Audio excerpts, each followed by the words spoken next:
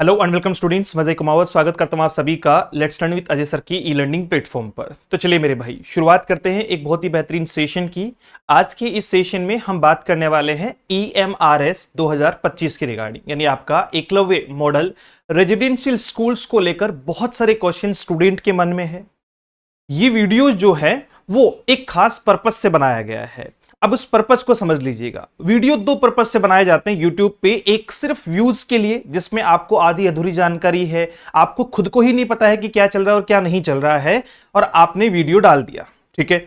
दूसरा बनाया जाता है इंफॉर्मेटिव वीडियो कि आपको पूरी बात विद प्रूफ जो है वो समझ में आए। जैसे बहुत सारे साथियों का कल से लगातार मैसेज आ रहा है, क्योंकि हमारे पेड बैच में भी बहुत सारे स्टूडेंट्स हैं जिन्होंने EMRS TGT और PGT की तैयारी शुरू कर दी है। वो लोग भी परेशान थे और उनका बार बार कहना था कि सर क्या वैकेंसी एग्जैक्टली आ पाएगी। क्यों? क्योंकि एक नई टर्म कल इंट्रोड्यूस हुई है जो 2024 यानी जिसके आदेश 5 जून 2024 को दिए गए थे, वो है एब्जॉर्प्शन, है ना। एब्जॉर्ब किया गया है, यानी कुछ लोगों को जो है वो शामिल किया गया है विदाउट एनी टेस्ट। अब ये क्या प्रक्रिया है, ठीक है। उसके अलावा एक 1997 यानी जब से EMRS के गठन की बातचीत हुई तब से लेकर 2025 तक का पूरा सिस्टम, EMRS क्या है, स्टूडेंट्स के लिए कैसे बेनिफिशियल है, पेरेंट्स के लिए कैसे बेनिफिशियल है, किन लोगों के लिए ये जो है वो स्कूल्स चलाई जाती है, किस टाइप की जो है वो ट्राइब इसमें आती है, एक एक क्वेश्चन का जवाब मैं आपको देने वाला हूं। तो सबसे पहले तो वीडियो की लेंथ डेफिनेटली बड़ी होगी, इसलिए स्किप किए बिना आराम से अगर आप EMRS की तैयारी कर रहे हैं तो इस वीडियो को पूरा देखना है। क्यों? क्योंकि इसमें सारी बातचीत होगी और सबसे मेन और इंपॉर्टेंट बातचीत जो है वो ये होगी जो आपको पढ़नी ही पढ़नी है, क्योंकि ये ऑथेंटिक है। लोकसभा में अनस्टार्ड क्वेश्चन नंबर 501 का जो जवाब आया था, मैं उसको लेकर भी चर्चा करूंगा। ये क्वेश्चन जो है वो मिनिस्ट्री ऑफ ट्राइबल अफेयर्स से कुछ MPs ने किया था कि भाई EMRS के बारे में जानकारी दी जाए कि EMRS में क्या चल रहा है। तो उन्होंने एक तकरीबन 29 पेज की एक रिपोर्ट जो है वो उस पर जारी की, जिसमें कंप्लीट बताया गया कि EMRS में क्या चल रहा है, कितनी स्कूल्स हैं, कितनी जो है वो अपकमिंग है, कितनी चल रही है, हमारा विजन क्या है, कितना फंड है, एवरीथिंग। और लोकसभा में दी गई जानकारी सिर्फ जो है वो किसी मंत्री का स्टेटमेंट नहीं है, यानी बातें हवा में नहीं है, सब कुछ लीगल बेसिस पे जो है वो चीजें दी जाती है। वहां ऐसा नहीं है कि कुछ भी आपने जो है वो बोल दिया हो और वो चीजें मान ली गई हो। अब शुरुआत करते हैं आज के सेशन की। एक बहुत पहले एक जो है वो मिनिस्ट्री ऑफ ट्राइबल अफेयर्स की तरफ से एक ट्वीट आया था, जिसके माध्यम से ये बताया गया कि 740 स्कूल्स जो है वो रिमोट ट्राइबल एरियाज में जो है वो मतलब कंप्लीट चालू की जाएगी। इसमें तकरीबन जो है वो 29,000 करोड़ के आसपास का बजट है। 3.5 लाख ट्राइबल स्टूडेंट्स के लिए बेनिफिशियल होगा और 38,000 टीचर्स को रिक्रूट किया जाएगा, जिसको हम लोगों ने भी संभवतः यही समझा कि 38,000 नए पदों को जो है वो रिक्रूट किया जाएगा। लेकिन सबसे पहला क्वेश्चन तो ये है कि क्या ये 38,000 नए पद हैं या फिर वास्तविकता में 38,000 जो है वो ओवरऑल इन 740 स्कूलों के पद हैं, ठीक है। ये समझना होगा और इसे समझने के लिए हम सबसे पहले चलेंगे बैकग्राउंड ऑफ EMRS, जहां से EMRS की शुरुआत हुई। EMRS जिसे हम एकलव्य मॉडल रेजिडेंशियल स्कूल्स के नाम से जानते हैं, ये ST यानी आपका स्केड्यूल्ड ट्राइब्स के जो है वो स्टूडेंट्स के लिए चालू की गई है ना। पिछड़े हुए क्षेत्र में जो ट्राइब स्टूडेंट्स है उनके लिए इसे चालू किया गया है अक्रॉस इंडिया, पूरे भारत में, aiming to provide quality education at par with the best, यानी बेस्ट एजुकेशन के साथ साथ बच्चों को रेजिडेंशियल जो है वो सुविधाएं भी इसमें दी जाती है, ठीक है। स्पेशली किन किन बच्चों के लिए है? ST के बच्चों के लिए है, आपका शेड्यूल जो है वो ट्राइब्स के बच्चों के लिए है। ऑब्जेक्टिव क्या है इसका? सर इसको क्यों शुरू किया गया? क्योंकि ये प्रोवाइड करवाती है फ्री और हाई क्वालिटी एजुकेशन, साथ में रेजिडेंशियल बेनिफिट जो है वो बेनिफिट्स या रेजिडेंशियल फैसिलिटीज जो है वो प्रोवाइड करवाती है। जैसे बच्चों को हॉस्टल में भी रखा जाता है, खाना दिया जाता है, हेल्थ केयर दी जाती है, ताकि मतलब जो है वो मूलभूत आवश्यकताओं की वजह से कोई बच्चा जो है वो पिछड़ा हुआ ना रह जाए। Equal access to sports, arts and ICT education, computer arts या बाकी जो है वो स्पोर्ट्स एजुकेशन भी यहां प्रोवाइड की जाती है EMRS में, ठीक है। अब क्या है, थोड़ा सा इसके जानते हैं हिस्टोरिकल बैकग्राउंड को। पूरी बातचीत एकदम एग्जैक्टीज आपको समझ में आएगा। 1997-98 में एक कॉन्सेप्ट आया EMRS का, जिसको इंट्रोड्यूस किया गया अंडर MPLADS फंड्स, यानी आपका member of parliament local area development scheme, है ना। मेंबर ऑफ पार्लियामेंट में यानी लोकसभा में जो है वो इसे लोकल एरिया में जो है वो डेवलपमेंट स्कीम के तौर पे जो है वो इंट्रोड्यूस किया गया था 1997-98 में। लेकिन ये उतना आधारित नहीं हो पाया, सिर्फ इंट्रोड्यूस किया गया कि भाई लोकल एरिया में शिक्षा को, है ना, उसके डेवलपमेंट की व्यवस्था की जाए, बच्चों को शिक्षा दी जाए, जो है वो प्रॉपर एजुकेशन, प्रॉपर खाना, सब कुछ जो है वो लोकलाइज्ड को जो है वो प्रोवाइड करवाया जाए। ये 97-98 की बात है।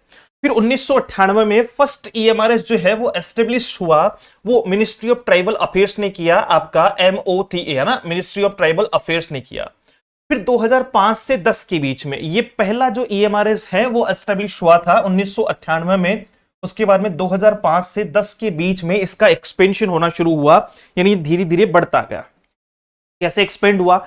एक्सपेंशन फेज बिगिन, लेकिन कैसा हुआ सर? स्लोली, बहुत धीरे चल रहा था। स्टेट वाइज जो है वो इंप्लीमेंटेशन स्टार्ट हुए कि भैया हर राज्य को, जो जिनमें एसटी की ट्राइब ज्यादा है, एसटी ट्राइब्स यानी शेड्यूल्ड ट्राइब्स ज्यादा है, उन राज्यों को ये आदेश दिए गए कि आप अपने जो है वो स्टेट वाइज जो है वो क्या करेंगे, लोकल एरिया डेवलपमेंट के लिए ईएमआरएस को स्थापित करेंगे। लेकिन बहुत स्लो प्रोसेस रही, 2005 से 10 तक ये लगातार स्लो ही चलता रहा। 2018 में, ठीक है, 2010 के बाद में भी ये लगातार स्लो स्लो स्लो खेलते रहे। 2018 में जो है वो पीएम मोदी ने इस बात को जो है वो रिवेम्प किया, यानी रिवेम्प का अर्थ होता है पुनर्गठन। क्या होता है? पुनर्गठन जो है वो किया गया। और पुनर्गठन करने के साथ ही पीएम मोदी ने कहा कि ईएमआरएस को जो है वो सेंट्रल फ्लैगशिप प्रोग्राम में डाल दिया। ठीक है, ईएमआरएस को उठाकर कहां डाल दिया? सेंट्रल फ्लैगशिप प्रोग्राम में डाल दिया, यानी केंद्र सरकार की वो योजनाएं जिन्हें बहुत तीव्र गति से, तेजी से कंप्लीट किया जाना है। अंडर ईएमआरएस स्कीम, ए सेंट्रली स्पॉन्सर्ड स्कीम, और इसको सेंटर से स्पॉन्सर्ड जो है वो निर्धारित कर दिया कि अब इसको स्टेट नहीं, स्टेट तो एक सेकंड बॉडी होगी, अब इसको कौन स्पॉन्सर करेगा? अब इसको स्पॉन्सर करेगा सेंट्रल गवर्नमेंट जो है वो उसको स्पॉन्सर करेगी। इसमें एक संस्थान होगी, एक बॉडी होगी, और बाद में स्टेट गवर्नमेंट्स भी होगी। Is it? तो 2018 में इसका पुनर्गठन किया गया। 2019 में नई गाइडलाइन आई इसी से रिलेटेड, जिसमें कहा गया फर्स्ट ईएमआरएस पर every block with 50% plus ST population, यानी कहा है, यानी एक ईएमआरएस जो है वो स्कूल होनी चाहिए। कहां पे? हर ब्लॉक में, हर ब्लॉक में जहां पे 50% से ज्यादा एसटी पॉपुलेशन हो और आपका 20,000 से ज्यादा जो है वो एसटी के लोग हो, तो वहां क्या होनी चाहिए? एक ईएमआरएस स्कूल होनी चाहिए। यानी जिस भी ब्लॉक में, भारत के जिस भी ब्लॉक में, जिस एरिया में 50% से ज्यादा जो है वो एसटी की पॉपुलेशन हो, या फिर 20,000 से ज्यादा जो है वो लोग वहां पर हो, तो उसमें जो है वो क्या होना चाहिए? वहां हर एक ब्लॉक में एक स्कूल होनी चाहिए। ये 2019 में गाइडलाइन जारी की गई। फिर इस पे वर्क हुआ, ये जो है वो स्कूल्स का जो है वो निर्माण शुरू हुआ। और 2021 के बाद में क्या रहा? लगातार ये चलता रहा, क्योंकि ब्लॉक स्तर पे बनना शुरू हो गई। जहां भी 20,000 से ज्यादा एसटी की लोग हैं जिस ब्लॉक में, और 50% जो है वो जनता, मतलब कौन सी है? एसटी की है, तो वहां ब्लॉक वाइज ईएमआरएस डालना शुरू कर दिया इन लोगों ने। और 2021 के बाद में इनको जरूरत पड़ी बहुत सारी जो है वो टीचर्स की, क्योंकि स्कूल्स बनेंगे, हॉस्टल्स बनेंगे, तो पढ़ाने के लिए टीचर्स भी चाहिए होंगे, है ना, नॉन टीचिंग स्टाफ भी चाहिए होगा। तो इन्होंने मैसिव रिक्वायरमेंट जो है वो डालना शुरू कर दी। आपका नया इंफ्रास्ट्रक्चर प्लान किया, और फिर लागू हुई आपकी एनईपी, यानी नेशनल एजुकेशन पॉलिसी 2020। डन। ये सब कुछ जो है वो ईएमआरएस में लागू कर दिया गया। तो ये इतिहास है ईएमआरएस का। समझ लो कि ईएमआरएस जो है वो कोई स्टेट गवर्नमेंट की योजना नहीं है। ये जो है वो 2018 के बाद में जो है वो सेंट्रल गवर्नमेंट की योजना है, स्पॉन्सर्ड बाय सेंट्रल गवर्नमेंट भी है। चलो भैया, अब आगे देखो क्या क्या काम करती है सर ईएमआरएस में। क्या है? देखो, ये 3 टाइप की बातचीत जो है वो आपको दिखाई पड़ेगी। एक तो इसको चलाने वाला कौन है? MOTA है, मिनिस्ट्री ऑफ ट्राइबल अफेयर्स है, जिसको फंड करता है ना। आपको पता होगा एक ट्राइबल अफेयर्स की मिनिस्ट्री है हमारे, ठीक है, ट्राइबल अफेयर्स की मिनिस्ट्री है, सेंट्रल गवर्नमेंट की, स्टेट गवर्नमेंट की भी होती है। तो सेंट्रल गवर्नमेंट की जो ट्राइबल अफेयर्स की मिनिस्ट्री है वो इसको फंड करती है। Schools are managed by EMRS societies, और स्कूल को मैनेज कौन करती हैं? ईएमआरएस की सोसाइटीज जो है वो मैनेज करती है, जो स्टेट में या यूटी लेवल पर बनी हुई है, यानी स्टेट वाइज और यूनियन जो है वो टेरिटरी वाइज जो है वो कुछ कमिटीज बनी हुई है, सोसाइटीज बनी हुई है, वो इनको हैंडल करती है, मैनेज करती है। कंस्ट्रक्शन और इंफ्रास्ट्रक्चर जो है वो सीपीडब्ल्यू और स्टेट पीडब्ल्यूडी जो है वो इसमें कंस्ट्रक्शन का काम करता है, यानी स्कूल का निर्माण करता है, या फिर जो है वो वहां पर इंफ्रास्ट्रक्चर डेवलप करने का काम करता है। इसमें कौन कौन से जो है वो क्लासेस को शामिल किया गया है? तो 6वीं से 12वीं क्लास को शामिल किया गया है। Smart classroom, computer lab, libraries, separate hostels हैं गर्ल्स और बॉयज के लिए अलग अलग। जैसे मतलब पूरी तरीके से अगर मैं कहूँ ना, नवोदय क्योंकि मैं खुद एक नवोदय का स्टूडेंट रहा हुआ हूं। नवोदय है बस इसमें टच है किसका, आपका ट्राइबल टच है। जैसे नवोदय में ऐसा कोई जो है वो एग्जैक्ट नहीं है, उनका खुद का एक पूरा का पूरा जो है वो सिस्टमेटिक जो है वो स्कूल है, उनकी खुद की जगह है, वहीं पे हॉस्टल है, टीचर्स के लिए स्टूडेंट्स के लिए अलग अलग सब कुछ व्यवस्थाएं हैं, अच्छी पढ़ाई, sports, libraries, everything is there. ठीक है, बस इसमें जो है वो ईएमआरएस में खास तौर पे क्या दिखाई पड़ता है आपको, ट्राइबल टच दिखाई पड़ता है। एसटी के लिए ही यह लागू होता है, बस ये इसको एक अलग खास बनाता है। ठीक है, तो सेपरेट हॉस्टल्स है, वोकेशनल ट्रेनिंग है, फोकस लोकल ट्राइबल जो है वो कल्चर पर भी ये जो है वो क्या करते हैं, फोकस करते हैं। साथ में स्कूल यूनिफॉर्म मिलती है, बुक्स मिलती है, मेस, खाना है, स्पोर्ट्स है, एवरीथिंग इज देयर, है ना। 6 to 12 आपका जो है वो बच्चों को रखा जाता है। अब टीचर और स्टाफ की जो है वो रिक्रूटमेंट के बारे में भी बात कर लेते हैं कि कितने टाइप की जो है वो टीचर और स्टाफ यहां पर मिलते हैं। तो प्रिंसिपल होंगे सबसे हाई पोस्ट पर, फिर वाइस प्रिंसिपल होंगे, पीजीटी और टीजीटी होंगे, है ना। पीआरटी नहीं होते हैं क्योंकि यहां पर 6वीं से नीचे की स्कूल ही नहीं है ये तो पीआरटी टीचर की वैकेंसी नहीं आती है। इसका मूल कारण ये है, पीजीटी, टीजीटी और आपका नॉन टीचिंग में जैसे क्लर्क है, लैब असिस्टेंट है, वार्डन है, कुक है, आपका जो है वो ये सब के सब लोग, कंप्यूटर ऑपरेटर हैं, ये सब के सब नॉन टीचिंग स्टाफ में आ जाते हैं। अब बात आती है मेन मुद्दे की कि सर इनकी रिक्वायरमेंट जो होती है, इनकी रिक्रूटमेंट जो होती है वो करता कौन है। इनकी रिक्रूटमेंट करने वाली एक बॉडी है जिसका नाम है NESTS, national Education Society for Tribal students. National Education Society for Tribal students, ये आपको जो है वो जो आपने कल या परसों में जो भी नोटिस देखा होगा ना, उसमें भी यही लिखा हुआ है NESTS, तो इसको मैं वही समझा दूंगा आगे भी। National Education Society for Tribal students जो है वो मिनिस्ट्री ऑफ ट्राइबल अफेयर्स के अंडर में क्या करती है, इनकी रिक्रूटमेंट करती है, टीचर्स की और आपकी जो है वो टीचिंग और नॉन टीचिंग स्टाफ की। Done. Conduct EMRS staff selection exam जो होती है यूजुअली आपका ESSC फॉर रिक्रूटमेंट, ये इनके लिए क्या करती है, ईएमआरएस स्टाफ सिलेक्शन एग्जाम करवाती है। ठीक है, चलो उसके बाद में रिक्रूटमेंट जो टाइमलाइन है कि सर इसकी बड़ी रिक्रूटमेंट कब की गई, जैसे चल तो बहुत पहले से रहा है लेकिन एक्सपेंशन 2019 के बाद में जो है 18 में जो है वो इसको रिवेम्प किया, 19 के बाद में 20,000 जो है वो पीपल पे, एसटी पे जो है वो इसको क्या किया गया, रिजर्व किया गया कि ब्लॉक स्तर पे एक ईएमआरएस होगी। फिर इसका काम बढ़ा स्पीड से और जैसे ही ईएमआरएस स्कूल बढ़ना शुरू हुई तो इनमें रिक्रूटमेंट आना शुरू हुई और पहली मेजर ईएमआरएस रिक्रूटमेंट जो है वो 2021 में आई, दूसरी आपकी 2023 में आई जो आपकी कौन सी थी, ESSE यानी आपका EMRS स्टाफ सिलेक्शन एग्जाम जो है वो 2023 में कंडक्ट करवाई गई और अभी 2025 में एक्सपेक्टेड है ताकि नई जो वैकेंसीज है उनको फुलफिल किया जा सके, क्योंकि नई स्कूल्स भी हैं। अब जो नई स्कूल्स हैं उनमें भी तो टीचर चाहिए होंगे, उनमें कहां से लाएंगे, उनमें कहां से लाएंगे, नई रिक्रूटमेंट से। इसीलिए कहा गया है 2021, 2023 और अब 2025।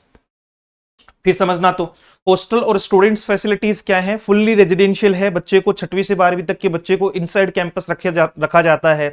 सेपरेट विंग्स है, ब्लॉक्स हैं, बॉयज और गर्ल्स के लिए अलग अलग हॉस्टल हैं, हॉस्टल वार्डन है, काउंसलर्स हैं, हेल्थ केयर स्टाफ है यानी मेडिकल स्टाफ वगैरह सब कुछ वहां पर जो है वो प्रोवाइड करवाया जाएगा।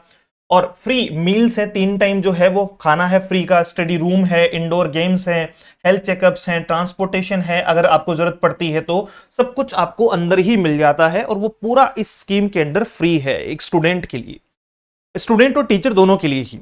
The system is design to remove socio economic barriers, है ना। ये सिस्टम मूल तौर पे सोशियो यानी सामाजिक जो है वो इकोनॉमिक बैरियर को हटाने के लिए रखा गया है ताकि ट्राइबल किड्स को जो है वो उनका फोकस ओनली किस पर हो, पढ़ाई पर हो। वरना क्या होगा भाई, जाहिर सी बात है कि आदमी पढ़ाई कर रहा है, शाम को रोटी का जो है वो ठिकाना नहीं है तो फिर वो क्या करेगा, पहले भूख लगती है, पहले पढ़ाई नहीं होती है, पहले पेट जो है वो उसकी पूजा की जाती है, उसे भरा जाता है। इसलिए सरकार ने ऐसा प्रोविजन ले लिया कि बच्चों को वहीं रखा जाए, वहीं पढ़ाया जाए, सब कुछ उनको प्रोवाइड करवाया जाए A to Z। उनका काम सिर्फ और सिर्फ क्या है, अच्छी शिक्षा प्राप्त करना है ताकि ट्राइबल एरियाज को भी धीरे धीरे जो है वो डेवलप किया जा सके, है ना। आज EMRS को बहुत ढंग से मैं समझा रहा हूं आपको। फिर देखो तो इसमें रेजिडेंशियल और जो सपोर्ट सिस्टम है वो कैसा है, स्टूडेंट्स के लिए कैसा है कि स्टूडेंट्स जो है वो स्कूल के हॉस्टल्स में रहते हैं, फुल एकेडमिक ईयर पूरे साल जो है वो वहां रहते हैं। आपका वेकेशंस में, छुट्टियों में सिर्फ उनको घर जाना होता है यानी छुट्टियां दी जाती है तो घर जाते हैं। टीचिंग स्टाफ भी रेजिडेंशियल है, आपका बहुत सारे लोग अंदर रहते हैं और कुछ लोग जो है वो कैंपस के आसपास में भी रहते हैं, वो उन पर डिपेंड करता है। वार्डन स्टाफ फुल टाइम है, लिव इन रोल्स हैं, वहीं 24/7 उनकी ड्यूटी होती है। मेल और फीमेल सेपरेटली जो है वो वार्डन स्टाफ में है। 3 टाइम पर डे मील होता है, स्नैक्स होता है। इसके अलावा जो है वो सब कुछ ये फंड किया हुआ है ईएमआर स्कीम के अंडर में। और करिकुलम जो है वो सीबीएसई एफिलिएटेड सिलेबस है लोकल ट्राइबल हेरिटेज इंटीग्रेशन के साथ में, यानी उनको जो है वो लोकल ट्राइबल एजुकेशन के साथ साथ में जो है वो सीबीएसई एफिलिएटेड सिलेबस जो है वो दिया जाता है, यानी लेवल भी उसी का है जो एनवीएस और केवीएस का है। Is it? चलो भैया, अब बात करते हैं इसमें कौन कौन सी मिनिस्ट्री है और कौन कौन से जो है वो, क्योंकि ये समझना बहुत जरूरी है कि सर ऊपर कौन है, फिर कौन है, फिर कौन है, तभी तो बाकी सारी बातें समझ में आएगी कि वैकेंसियां कहां से आ रही है, कहां कहां स्कूल्स कितनी बनी हुई है, वरना तो हवाई हवा में चल रहा है सब कुछ।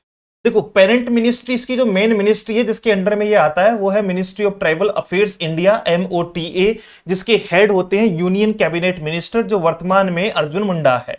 ठीक है, उसके बाद में नंबर आता है इंप्लीमेंटिंग एजेंसी, कि सर वो तो पेरेंट हो गए, मतलब एक तरीके से ध्यान रखने वाले, उस मिनिस्ट्री के अंतर्गत आता है। अब इसमें इम्प्लीटेशन कौन करता है? तो इम्प्लीटेशन मेन काम जो है वो किसका है? NESTS का है, national Education Society for Tribal students.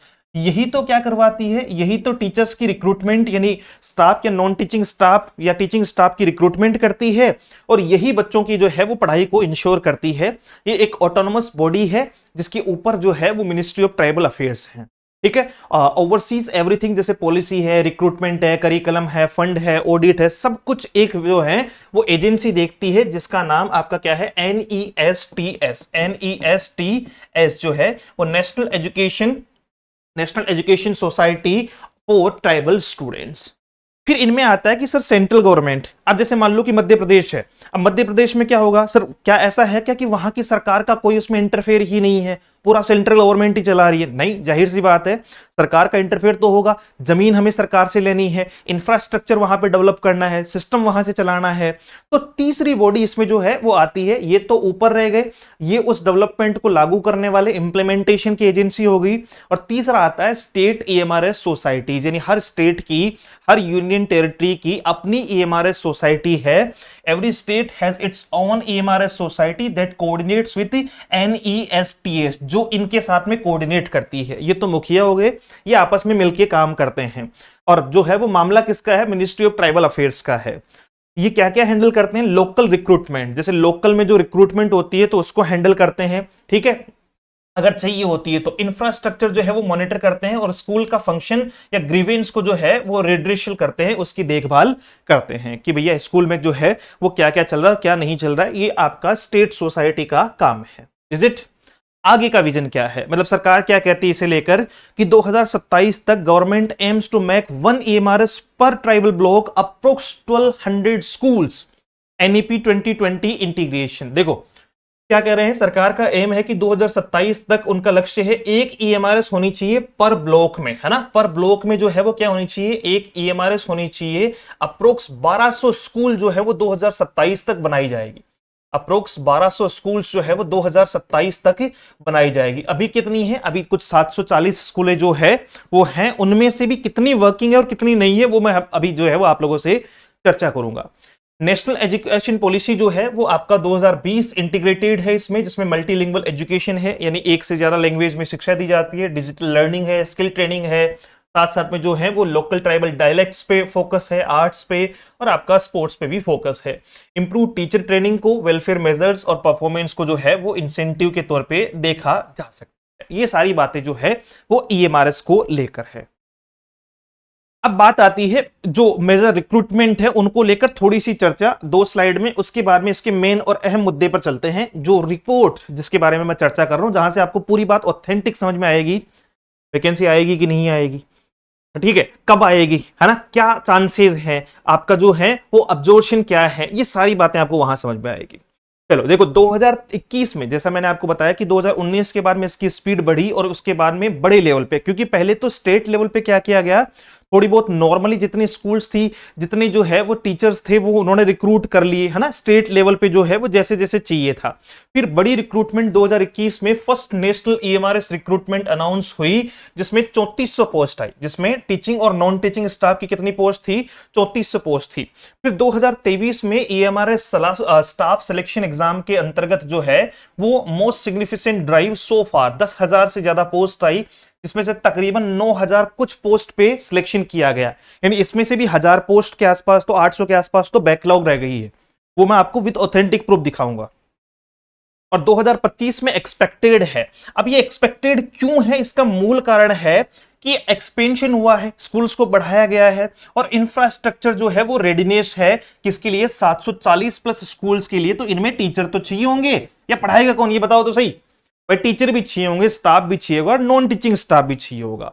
अब सबसे मेन क्वेश्चन तो आता है कि सर कितने टाइम बाद में, जैसे मान लीजिए मैं एज एन टीचर कह देता हूं कि संभव होता है 2 से 3 महीने में हमें वैकेंसी देखने को मिल जाएगी, तो कोई स्टूडेंट उस पर कमेंट करेगा कि सर फिर तो क्या ही मतलब है ना, वैकेंसी का कोई भरोसा नहीं है, ये सरकारों का कोई भरोसा नहीं है। तो भाई गांजा बेचने के लिए तो कह नहीं रहे हैं, तुम्हें इलीगल करने के लिए तो कह नहीं रहे हैं। और मैं एक बात और बता दूं, मैं बार बार कहता हूं ये बात, ये जो नेतागिरी करने वाले स्टूडेंट हैं जो 4 लोगों को और मिसगाइड करते हैं, ठीक है, और आप इन्फ्लुएंस भी उनसे होते हो जिसको खुद को ईएमआरएस का नहीं पता, खुद को उस एग्जाम का एक स्टूडेंट जो कमेंट कर रहा है उसको फुल फॉर्म भी नहीं पता कि ईएमआरएस की फुल फॉर्म क्या है, कब ये बनी, कितनी स्कूल्स हैं, क्या इसका सेगमेंट है, कुछ नहीं पता उसको, लेकिन वो कमेंट कर दे रहा है और बाकी 50 लोग उसके कमेंट से जो है वो इन्फ्लुएंस हो जा रहे हैं कि नहीं नहीं ये कह रहा है तो नहीं ही आएगी। मेरे पास में हजारों मैसेज आते हैं कि सर वो कुछ स्टूडेंट्स कह रहे थे, कुछ यूट्यूब जो है वो यूट्यूब वाले कह रहे थे कि नहीं आएगी, कुछ कह रहे हैं आएगी, तो इसका क्या मामला है। अब वो तो उनसे पूछो जो इस प्रकार की बातचीत करते हैं। बाकी 2 टाइप के बच्चों में से एक टाइप का बच्चा हमेशा सिलेक्टेड होता है। अभी लगभग 15 दिन पहले जो है वो 10 से 15 दिन पहले बैच शुरू हुआ था, सही तरीके से क्लासेस उसमें 7 से 8 क्लासेस हुई है। वो कंप्लीट क्लासेस जब तक वैकेंसी आएगी ना, या जब तक तुम लोग बाकी के लोग जो है वो जागना शुरू होंगे, तब तक ये बच्चा जो है वो अपना सिलेबस कंप्लीट कर चुका होगा। फिर ये आप सिलेबस खेलोगे, ये प्रैक्टिस टेस्ट और रिवीजन खेलेगा, और फिर जब तक आपका सिलेबस कंप्लीट होगा तब तक ये कंप्लीटली जो है वो फिंगर टिप्स पे ले आएगा और सिलेक्शन के बिल्कुल नजदीक होगा।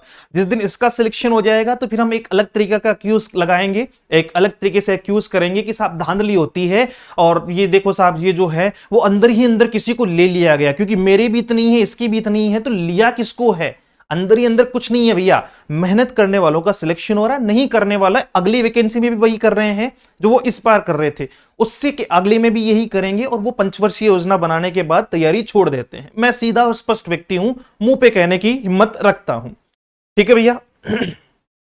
अब थोड़ी सी चर्चा करते हैं इसमें कि सर ये तो जो है वो एक 3400 पोस्ट थी और एक जो है वो आपकी 10,000 के आसपास, तो इसमें से 9,000 कुछ भरी गई, यानी लगभग जो है वो 12-12,500 जो है वो टीचर्स इसमें लिए गए। अब देखो ये रिक्रूटमेंट जो है वो क्यों क्रिटिकल है। अब 740 से ज्यादा स्कूल सैंक्शन हो चुकी है, 740 से ज्यादा स्कूल जो है वो ब्लॉक वाइज सैंक्शन हो चुकी है, और उनमें 38,000 जो है वो टीचर्स और स्टाफ जो है वो नीड है, ये है वो 38,000। अब बात समझ में आ रही है कि वो 38,000 क्या है, कि 740 स्कूल्स जो है वो सैंक्शन हुई है और उनमें 38,000 से ज्यादा टीचर और स्टाफ जो है वो नीडेड है फुल स्ट्रेंथ के लिए। अगर पूरी तरीके से उन 740 स्कूलों को चलाया जाए तो उसमें 38,000 टीचर्स, आपका नॉन टीचिंग, टीचिंग और नॉन टीचिंग स्टाफ की जरूरत पड़ेगी, और उसी की वजह से करंट गैप को जो है वो ड्यू है, क्योंकि हायरिंग डिले हो रखी है, जबकि हायरिंग करनी चाहिए थी लेकिन फिर भी डिले हो रखी है। लिमिटेड अवेयरनेस है, या बैकलॉग जो है वो state still shifting to central ENESTS जो है वो मॉडल पे। कुछ बैकलॉग जो है वो स्टेट्स हैं जो अभी भी क्या कर रहे हैं, शिफ्ट कर रहे हैं सेंट्रल के मॉडल पे, सेंट्रल के मॉडल पे जो है वो अभी भी उसे शिफ्ट कर रहे हैं। तो ये पूरा का पूरा सिस्टम है, लाइक हम ये कह सकते हैं simply India's largest tribal education system है, वो रेडी है लेकिन हंग्री फॉर क्वालिफाइड एजुकेटर्स। इसका मतलब वैकेंसी की संभावना बहुत प्रबल है, क्योंकि टोटल 740 स्कूलों को फुलफिल करने के लिए हमें 38,000 से ज्यादा जो है वो लोग चाहिए, जबकि अभी तक 2 बड़ी रिक्वायरमेंट हुई है, उनमें से एक में 3400 और एक में जो है वो आपके 10,000 प्लस की वैकेंसी थी, जिसमें से 9,000 कुछ को लिया गया है, यानी लगभग 12-12,500-13,000 मान लो इतनी ही पोस्ट जो है वो भरी हुई है गवर्नमेंट के अकॉर्डिंग। तो बाकी की जो है वो खाली ही पड़ी हुई है, और स्कूल्स भी तैयार है, रेडी है। मैं ये दिखाता हूं आपको कैसे क्या पता चला। ये एक वर्ड आया बीच में एब्जॉर्प्शन, है ना, कि सर एब्जॉर्प्शन क्या है? किसी भी व्यक्ति या कर्मचारी को किसी अन्य विभाग या संगठन में स्थायी रूप से शामिल करना जो है वो बिना किसी चयन प्रक्रिया के, उसे क्या कहा जाता है कि सर एब्जॉर्ब कर लिया है ना, इसे जो है वो एब्जॉर्ब कर लिया है। मतलब आप यूं समझो कि कुछ ऐसे लोग जो पहले से इस जो है वो सेगमेंट में काम कर रहे थे और वो कॉन्ट्रैक्ट बेस पे थे। वो किस पे थे? कॉन्ट्रैक्ट बेस पे थे, लगातार काफी लंबे समय से जुड़े हुए थे। अब उनको जो है वो पहले फेज में एक आदेश आया कि पहले फेज में कुछ लोगों को एब्जॉर्ब किया गया है, यानी उनके काम को देखते हुए बिना किसी टेस्ट के माध्यम से उनको जो है वो शामिल कर लिया गया है। कल कुछ साथियों का मैसेज था कि सर 10,000 जो है वो ऐसे स्टूडेंट हैं, और जब वेबसाइट चेक की गई, मेन कोई क्या कहता है, किसी से कोई मतलब नहीं है। क्या मतलब हमें उस बात से? कोई कह रहा है 50,000 है, इसका मतलब तो चाहिए 38,000, 50,000 तो उनके पास पहले से ही है, तो दिक्कत कहां है फिर? तो उनमें से वास्तविकता ये थी,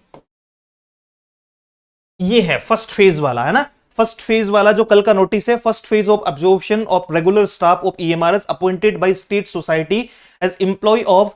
मैंने क्या कहा? देखो, एक बात मैंने अभी आपको कही थी कि अभी भी कुछ जो है, अभी भी कुछ स्टेट जो गवर्नमेंट है, स्टेट सोसाइटीज हैं, वो NESTS की पॉलिसीज से जो है वो क्या कर रही है? अभी जस्ट पहले वाला ये देखो क्या लिखा हुआ था, ये बैकलॉग है अभी भी जो है वो किसका? State still shifting to central NESTS model पर जाने के लिए। तो ये उसी बैकलॉग को फुलफिल कर रहे हैं कि जो स्टेट मॉडल है उसको इसके साथ मिला लिया जाए। तो कुछ लोग जो है उनको पूर्ण रूप से जो है वो नेशनल एजुकेशन सिस्टम के तहत, यानी आपका सेंट्रल गवर्नमेंट के तहत उनको जो है वो रिक्रूट किया जा रहा है। और वो कौन से हैं? वो ऐसे इस प्रकार से कुछ गाइडलाइन जो है वो उस टाइम पे जारी की गई थी स्टेट को 5 जून 2024 को, कि भैया जो काम कर रहे हैं, जो योग्य हैं, उनको बिना टेस्ट के माध्यम से अब जो है वो निर्धारित कर लिया जाए, तो उनको ले लिया जाए। तो यहां से जो है वो चीज आपको पता चली है कि किस किस को लिया गया है। जैसे पीजीटी केमिस्ट्री, बायोलॉजी,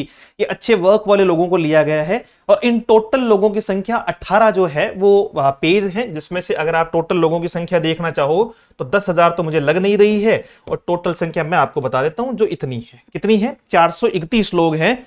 और इन 431 में टीचर्स नहीं है, सारे हैं। होस्टल वार्डन भी है, स्टोर कीपर भी है, एलडीसी है, अटेंडेंट है, सुपरिटेंडेंट है, एलडीसी है, ये सारे के सारे पूरे के पूरे जो हैं वो जितनी ईएमआरएस काम कर रही है सबके हैं। कुक है, पीजीटी हिंदी, बंगाली, आपका जो है वो मसालची, एलडीसी, सब सब सब है। समझ रहे हो मेरी बात को आप? तो ये बहुत सारे लोग जो है वो नहीं है, 10,000 20,000 नहीं है, ये फेज 1 में लिया गया है इनको कि भैया आप जो है वो शामिल हो जाओ। तो अगर इसमें से मान लो मैक्स टू मैक्स 3-4 हजार लोगों को ले भी लेते हैं तो भी कोई खासा फर्क नहीं पड़ेगा।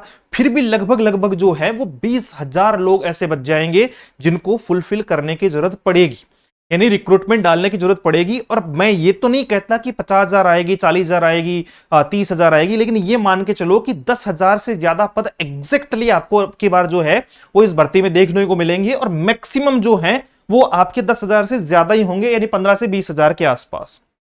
तो इसके आधार पर मैं आपको कह पा रहा हूं।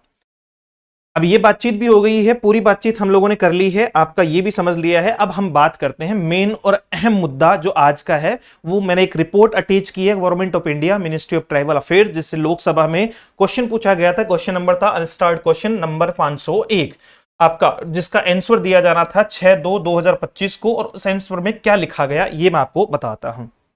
उससे पहले अगर आप तैयारी कर रहे हैं, ठीक है, और अगर आपका तैयारी का मानस बन रहा है, जो कुछ 2-5 लोगों को छोड़ दो, उनका काम ही यही है दूसरे लोगों को मिसगाइड करना, ना वो खुद तैयारी करेंगे ना वो दूसरे को करने देंगे।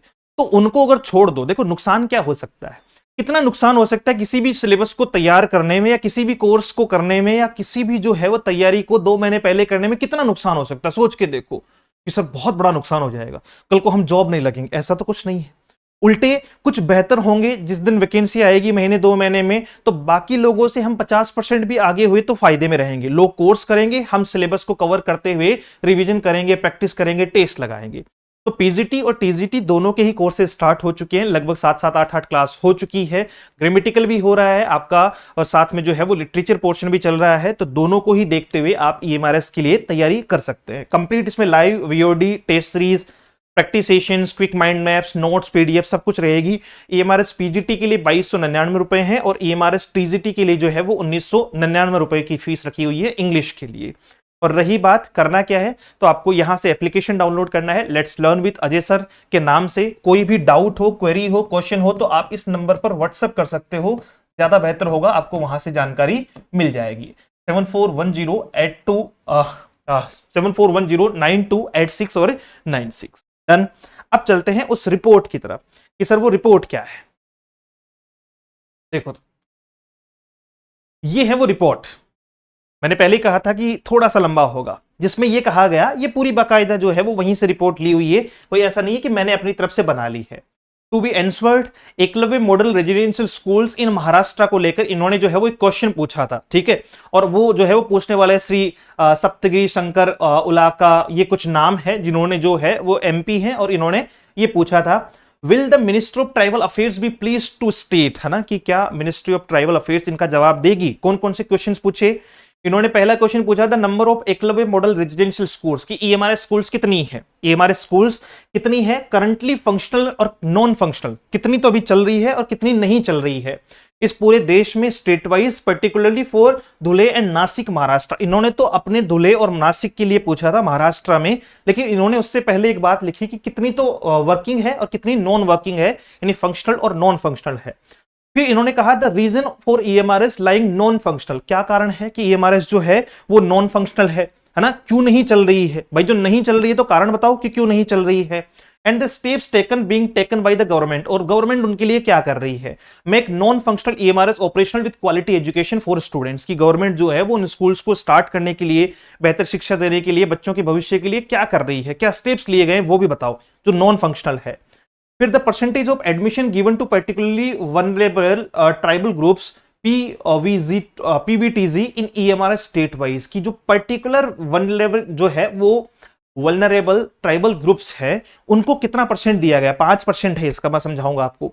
The detail of drop out rate, कि कितने बच्चे ऐसे हैं जो ईएमआरएस को बार मतलब छोड़ के जा रहे हैं, आपका ड्रॉप आउट रेट क्या है across the country, and the measures taken being taken to address the high dropout rates in EMRS from class 7th onwards gender wise। इन्होंने पूछा है कि जेंडर वाइज ये भी बताओ कि कितने बच्चे तो जो है वो EMRS छोड़ के जा रहे हैं, और अगर वो जा रहे हैं तो आप उन्हें रोकने के लिए या आप उन्हें बेहतर जो है वो एजुकेशन देने के लिए क्या कर रहे हो। और एक और है the allocated and utilize budget for EMRS so far, कि ईएमआरएस के लिए कितना बजट जो है वो अलोकेट हुआ है, ये भी बताओ। भाई एमपी ने पूछा है, गवर्नमेंट को देना पड़ेगा। कहां पूछा है? मेंबर ऑफ पार्लियामेंट में पूछा गया है, तो सिंपल सी बात है, आपका जो है वो लोकसभा में क्वेश्चन पूछे गए, आगे भी है क्या, इतने सारे क्वेश्चन पूछे गए थे। Whether the government has any statistics regarding number of teacher and other staff posts lying vacant, and if so, सुनना मेरी बात को, वो लोग कान खोल के, है ना, ये लोकसभा का प्रश्न है। इन्होंने पूछा था कि क्या गवर्नमेंट के पास ऐसा कोई स्टैटिक डाटा है जिसमें वो बता सके कि कितने नंबर ऑफ टीचर्स या अदर जो है वो स्टाफ, नॉन टीचिंग स्टाफ की पोस्ट जो है वो वेकेंट है, और अगर वो वेकेंट है the details there of along with the number of post fill during the last 5 years. तो हमें ये भी बताओ कि पिछले 5 साल में कितनी पोस्ट जो है वो भरी गई, कितनी पोस्ट जो है वो ईएमआरएस में भरी गई, वो ईयर और स्कूल वाइज हमें बताओ। The details of dropout rates among PVGTs during the last 5 years and the key factors contributing to this trend, है ना, PVGT ने कितने जो है वो PVGTs ऐसी हैं जिन्होंने ड्रॉप आउट किया है स्कूल्स को। लास्ट क्वेश्चन था the measures adopted to reduce drop out, कि ये ड्रॉप आउट को रोकने के लिए आपने क्या जो है वो मेजर्स मापे हैं या क्या जो है वो उसमें बेहतर किया है। ये सारे क्वेश्चंस जो है वो मेंबर ऑफ पार्लियामेंट लोगों ने पूछे, फिर जो है वो इनको आंसर दिए गए। ठीक है, आपका ministry of state of tribal affairs ने जो है वो इनको आंसर दिया, श्री दुर्गादास उकेले ने इनको आंसर दिया, और अब ये आंसर आप खुद पढ़ सकते हो, चाहो तो मैं इसको जो है वो आप लोगों को प्रोवाइड भी करवा दूंगा, व्हाट्सएप कर देना ताकि आपको वहां से मिल जाएगा। अब इसमें पूरी बात है एग्जैक्टली A to Z जितनी भी दी हुई है सब कुछ सत्य, सारी चीजें जो है वो वैलिड है, इसमें मेरी तरफ से जोड़ा हुआ कुछ भी नहीं है। क्या कह रहे हैं? एज ऑन डेट, यानी अभी तक कब तक? ये 6/2/2025 का है, यानी फरवरी का है। तो फरवरी से लेकर अभी हम जो है वो मई लास्ट में है, तो 3-4 महीने का गैप और मान लो, यानी 2-4-5 स्कूलें नहीं तैयार हुई है, कम नहीं हुई है। क्या कह रहे हैं आपका कि अभी तक 718 एकलव्य मॉडल रेजिडेंशियल स्कूल्स जो है वो ईएमआरएस स्कूल सैंक्शन हुई है, और उनमें से 476 स्कूल जो है वो फंक्शनल है। सुन लो ध्यान से, 476 स्कूल तो फंक्शनल हैं, जो चल रही है, ऑलरेडी टीचर्स हैं या उनको जो है वो चलाया जा रहा है, और 242 ईएमआरएस स्कूल ऐसी है जो नॉन फंक्शनल है, अभी नहीं चल रही है। अच्छा, फिर इन्होंने उनके डिस्ट्रिक्ट में जो उन्होंने पूछा था कि धुले में 2 ईएमआरएस है, ये तो छोड़ दो। फिर जो है वो आगे जो है वो अनेक्सर 1 में स्टेट वाइज और यूटी वाइज जो है वो फंक्शनल और नॉन फंक्शनल का भी बताया है कि कितनी है और कितनी नहीं है। तो 718 में से 476 चल रही है और बाकी की जो है वो 242 नहीं चल रही है। फिर इन्होंने आगे क्या कहा है, सुनो, national Education Society for Tribal students, जो वो बॉडी है, जो वो एजेंसी है, उसके बारे में बात करते हुए, N autonomous body under ministry of tribal affairs is managing and implementing scheme of EMRS has been continuously making efforts to functionalize EMRS at the earliest, है ना, वो जल्दी से जल्दी कोशिश कर रही है। अब आगे की बात सुन लो ढंग से, कहते हैं एज अ रिजल्ट कि इस जो है वो एजेंसी के काम के बदौलत जो है वो क्या मिला है, total 404 EMRS were 404 EMRS were functional as on March 2024, है ना, मार्च 2024 तक जो है वो 404 थी, अभी कितनी हो गई, 476 हो गई। यानी मार्च 2024 से लेकर अभी मार्च 2025 तक की मैं बात करूं, है ना, एक साल के अंदर टोटल जो है वो कितनी हो गई, 404 76, मतलब घटा दो तो 2 और आपका जो है वो कितनी बच गई, 72। इतना ही है क्या, बिल्कुल ठीक बात है। 72 नए स्कूल्स जो हैं वो खोले गए हैं ईएमआरएस में, ऑल स्टेट या यूनियन टेरिटरीज में, जिनको फंक्शनल किया गया है, खोले मतलब जिनको फंक्शनल किया गया है पिछले एक साल में। फिर ये भी कहा है आगे, have been made functional further, इसलिए the ministry of tribal affairs has approved 718 EMRS locations, जो है वो आगे के लिए क्या कह रहे हैं कि मिनिस्ट्री ऑफ ट्राइबल अफेयर्स ने 718 ईएमआरएस जो है वो लोकेशंस को क्या किया है, अप्रूव किया है, विथ कंस्ट्रक्शन कंप्लीटेड इन 346, जिनमें से 346 स्कूलों में कंस्ट्रक्शन कंप्लीट हो चुका है और 247 में अभी जो है वो अंडर कंस्ट्रक्शन है, चल रही है, ठीक है, are in progress, while 125 EMRS are at pre construction stage, जबकि 125 स्कूल्स जो है वो अभी अभी मतलब कंस्ट्रक्ट होना शुरू हुई है। तो ये भी तो बन रही है, ये भी चल रही है, जिसमें से ये जो है वो पूरा हो चुका है, ये चल रही है और ये भी स्टार्ट हो चुकी है, बनना शुरू हो चुकी है, तो टीचर तो लगाओगे।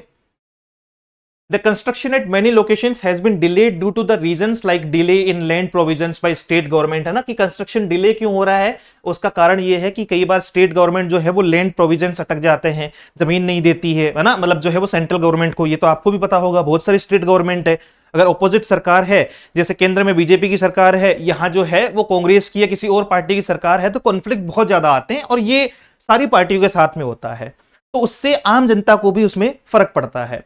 फिर आगे इन्होंने कहा है कि भैया इस वजह से कि लैंड जो है वो फॉरेस्ट क्लियरेंस इश्यूज हैं, लोकल प्रोटेस्ट होते हैं और भी बहुत सारे डिस्ट्रप्शंस हैं, जिसकी वजह से ये काम थोड़ा गति नहीं पकड़ पाया है।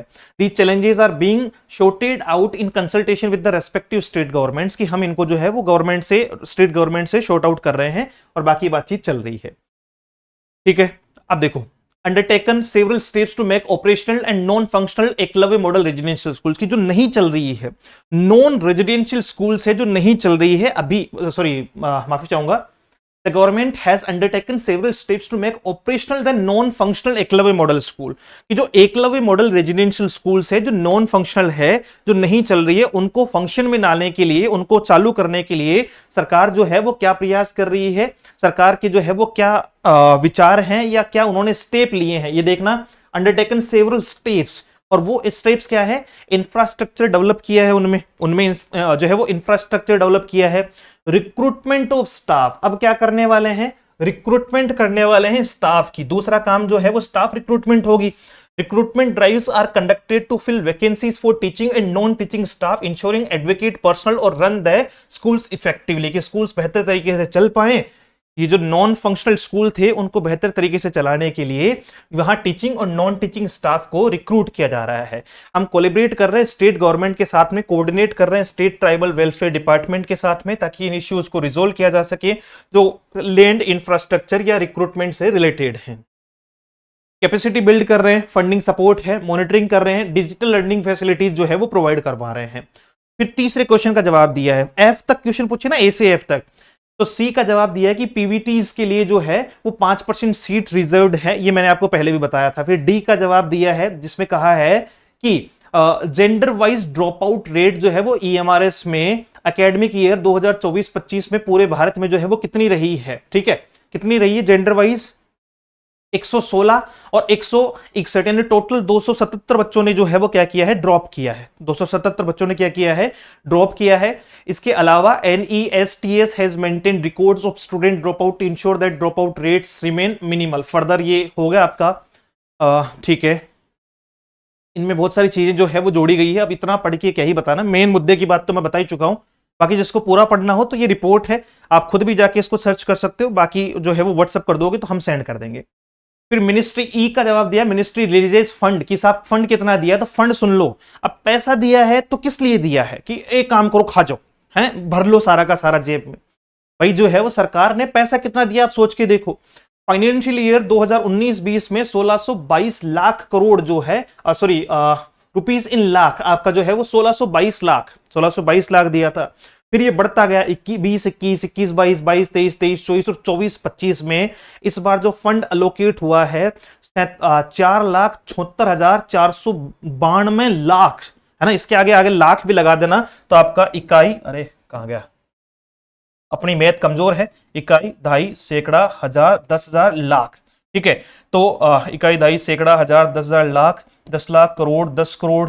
अरे भैया ये तो गिनती नहीं आ रही है अपन को, समझ रहे हो, मतलब मैथ की बात है भैया, गिनती तो आ रही है लेकिन 4,76,892 लाख जो है वो पैसा 2024-25 के फंड अलोकेट किया गया है। और उसमें से इतना पैसा जो है वो रिलीज कर दिया गया है यार, फंड रिलीज कर दिया गया। मैंने देखा है इस फंड को। अब तुम्हें लगेगा सर आपने कहां देखा है फंड को, तो इसकी एक रिपोर्ट देखी है मैंने जिसमें आरबीआई के अकाउंट में डाला हुआ पैसा है, शायद यही है कि इसी रिपोर्ट में जोड़ रखा है क्या।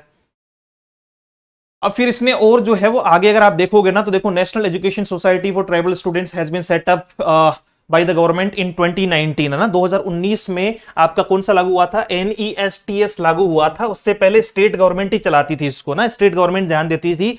फिर बीच में एक बॉडी आ गई जो इन पर ध्यान भी देगी और टीचर्स को रिक्रूट भी करेगी। तो ये ऑर्गेनाइज कर रही है मिनिस्ट्री ऑफ ट्राइबल अफेयर्स के अंडर में। इसको जो है वो एंडो, मेंटेन, कंट्रोल, मैनेज, सब कुछ इनका काम है। और अप्रूव द रिक्रूटमेंट ऑफ, अब सुनो, control and manage the EMRS schools, and DOE Department of Education approved the recruitment of teaching and non-teaching staff at 52 per EMRS for 740 schools in a phased manner। अब देखो, एक phase के manner में जो है वो क्या किया गया है, फेज के मैनर में स्टाफ एट 52 पर EMRS, यानी हर EMRS में कितने लोग हैं, 52 लोग जो हैं वो चाहिए, ठीक है। टोटल EMRS कितनी है, 740 EMRS है, तो मल्टीप्लाई कर लो, आपका जो है वो मल्टीप्लाई कर लो, 0, 4 दूनी 8, 7 दूनी 14, फिर ये हो गया आपका 0, 5 चौक 20, 2, 7 पंजे 35 और 2 37। अब आप यहां से आइडिया लगा लो, 4, 8 और 3, 38,000 प्लस। आ रही बात समझ में। 52 के हिसाब से ये टोटल 38,000 पद जो हैं वो इसमें रिक्रूट किए जाने हैं। 740 स्कूलों में 38,000 जो हैं वो टीचिंग और नॉन टीचिंग स्टाफ को रिक्रूट किया जाना है। उसमें से ये पूरी बातचीत इन्होंने करते हुए कहा है कि फर्स्ट रिक्रूटमेंट ड्राइव जो है वो कैरिड आउट हुई है 2023 में। ये इसमें टोटल जो है वो 9,045, मैंने कहा था 10,000 से ज्यादा लोगों का वहां लिखा हुआ था, लेकिन वास्तविकता में 9,045 लोगों को जो है वो पोस्टिंग ऑर्डर इश्यू किए गए थे, यानी 9,045 तो भर दी गई है। The number of post filled during the first phase of recruitment is as per attached document annexure second at total 5,879 post including vacancies reserved for the filling promotion post are lying vacant as on date, जो है वो a total of 5,879 post including vacancies reserved for filling promotion post are lying vacant on date। चलो details, ये detail हो गई आपका कि कितने बच्चे जो है वो ड्रॉप कर रहे हैं, तो इस हिसाब से उन्होंने ड्रॉप आउट दिखाया है। और फिर ये फंड वाली बात आ गई, हॉस्टल्स वाली बात आ गई, पूरा सिस्टमेटिक इसमें जो है वो दिया हुआ है, कंप्लीट सिस्टमेटिक इसमें दिया हुआ है। और ये वो आपकी लास्ट रिपोर्ट है जिसके बारे में मैं आपसे चर्चा कर रहा था। ये कितनी EMRS सैंक्शन हुई है और कितनी चल रही है ये भी आपको पता लग जाएगा। जैसे आंध्र प्रदेश में 28 EMRS सैंक्शन हुई है और चल भी 28 रही है। अरुणाचल में 10 सैंक्शन हो रखी है, चल जो है वो 5 ही रही है। आपका असम में 17 हुई है और 1 ही चल रही है, अभी 16 तो जो है वो चालू होनी है। बिहार में 3 में से 2 चल रही है, छत्तीसगढ़ में 75 में से 74 चल रही है। इस प्रकार से सबसे ज्यादा 90 है, अच्छा उड़ीसा में है 108, और ठीक है इसमें से 47 चल रही है। तो इस प्रकार से टोटल देखो, टोटल नंबर भी दिया हुआ है 718 में से 476 चल रही है, 718 में से 476 चल रही है। 242 अभी नॉन फंक्शनल है जिनको फंक्शनल किया जाना है।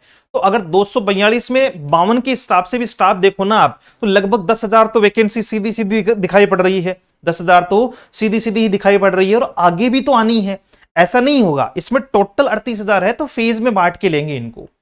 फिर ये लास्ट टाइम की है जिसमें ये 6/2/2025 को ये जो है वो बताया गया था, मतलब पूछा गया था, इसमें ये कहां कहां किस किस जगह पे देखो, छत्तीसगढ़, असम, इस साइड से जो है वो गुजरात, ऐसे दिख रहा होगा आपको। और यहां से लेकर इस पूरी की पूरी जो है वो वार्ता में कहां कहां कितनी पोस्ट रखी गई, मतलब कितने जो है वो लोगों को ईएमआरएस, छतरपुर, ये सब सब कुछ दिया हुआ है।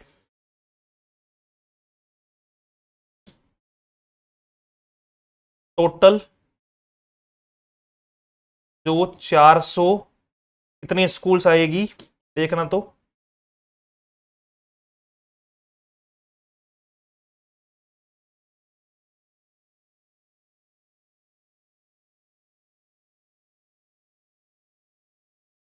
ये आ गए 29th नंबर पेज है ना, 568, ये 2, 6, ये सारी पोस्ट मिला के यहां देखो आप, तो टोटल जो है वो कितनी पोस्ट दी हुई है, 9,045 पोस्ट पर जो है वो रिक्रूट किया गया है, और ये सारा डाटा ऑथेंटिक है। तो अब सबसे पहली बात, क्वेश्चन स्टूडेंट का जो था उसे खत्म किया जाए कि सर भर्ती आने की संभावनाएं कितनी है। तो ये आपके सामने है, जो नई स्कूल्स हैं उनमें भर्ती आएगी, कितने पदों पर आएगी, ये सबसे बड़ा क्वेश्चन था।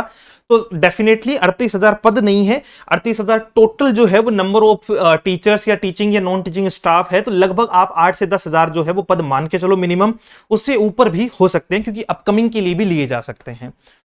तैयारी शुरू करो, है ना। किसी भी दो लोगों की बात कहने पर कोई मतलब नहीं है, उनका सेंस अपना सेंस है, वो कुछ भी कर सकते हैं। देखो, जिसको नहीं पढ़ना ना, वो किसी भी तरीके की कोई भी बातचीत कर सकता है। यहां भी बहुत सारे जो है वो ज्ञानी आते हैं, एनी टाइम कमेंट करते हैं, उनको कोई मतलब वो एंटरटेन भी नहीं करता है, कोई देखता भी नहीं है उनके कमेंट को, जो वो ज्ञान दे के जाते हैं। उन्हें लगता है कि उनसे बेहतर जानकारी किसी के पास है भी नहीं।